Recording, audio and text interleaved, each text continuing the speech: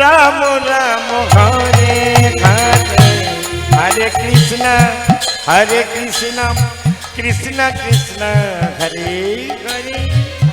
এটা ঠাকুরবারের ভজন। হরে রাম রাম রাম উলুধ্বনি। হরে হরে কৃষ্ণ হরে কৃষ্ণ কৃষ্ণ কৃষ্ণ হরে হরে হরে রাম রাম রাম হরে হরে। মুখস্থ করে নিয়েছে। মহাপ্রভু বলছেন, ভালো করে শুনে দেখো, খাইতে শুইতে যে বা কৃষ্ণ নাম লয়, অবশ্যই হয় তার সর্বসিদ্ধিদয়। খেতে শুতে বসতে চলতে গোবর দিতে বাসন মাজতে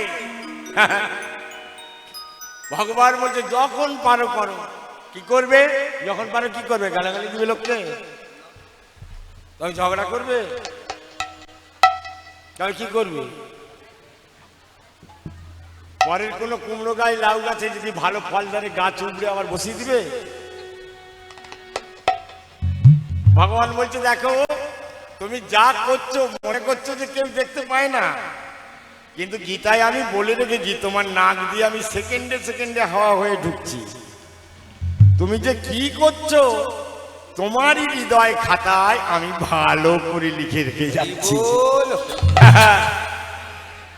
আপনাদের চা ছাঁকনি আছে, চা ছাঁকলে পরে কণাগুলো কিরকম আটকে যায় বলুন দেখিনি, তবু একটা তো বেরিয়ে যায়।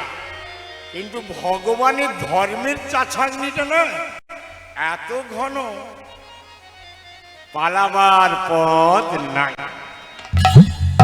হরে কৃষ্ণ হরে কৃষ্ণ কৃষ্ণ কৃষ্ণ হরে হরে হরে রাম রাম রাম হরে হরে হরে কৃষ্ণ হরে কৃষ্ণ বাবা কৃষ্ণ কৃষ্ণ হরে হরে হরে রাম রাম রাম হরে হরে হরে কৃষ্ণ কৃষ্ণ কৃষ্ণ হরে হরে হরে রাম রাম রাম হরে হরে।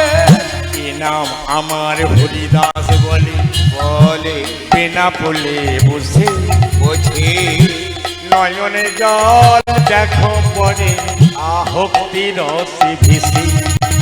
আর বল রাধা গোবিন্দ উলুধ্বনি। রাধা গোবিন্দ রাধা গোবিন্দ বলো উলুধ্বনি ধরে। এই দেখো দেখো দেখো, একটা কি বাজে মেয়ে গো, যার দেহের দাম তখনকার বাজারে 500 টাকা রাত কাটালে। তিনি নাকি খুব সুন্দরী, তার নাকি ইচ্ছা হলো কারো প্রলোভনে পড়ে, কেননা হরিদাস ঠাকুর এই হরে কৃষ্ণ নাম বেনাপোলের জঙ্গলে তুলসী দেবীকে আরোপণ করে 3 লক্ষ করে জপ করতেন। এখন এই জপের ফলে হরিদাসের মধ্যে নামের যে শক্তি, নামের মধ্যে যে ভগবান আছে, নামের মধ্যে যে কৃষ্ণ আছে,